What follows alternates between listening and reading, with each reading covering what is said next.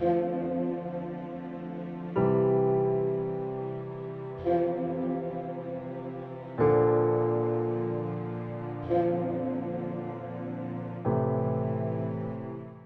مقدس میں سے آج کی ہماری تلاوت اشعیاء نبی کا صحیفہ اس کا 49واں باب 8ویں سے 15ویں آیت تک پڑھیں گے۔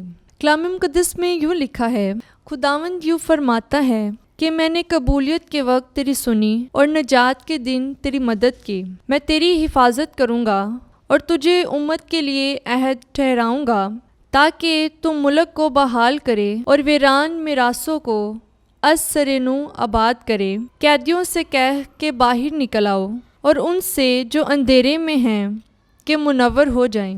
وہ راہوں میں چریں گے اور ہر ٹیلے پر ان کی چراگاہ ہوگی۔ وہ نہ بھوکے ہوں گے اور نہ پیاسے، اور نہ گرمی اور نہ دھوپ سے انہیں کچھ ضر پہنچے گا، کیونکہ ان کا رحمان ان کا ہادی ہوگا اور پانی کے چشموں کی طرف انہیں لے جائے گا۔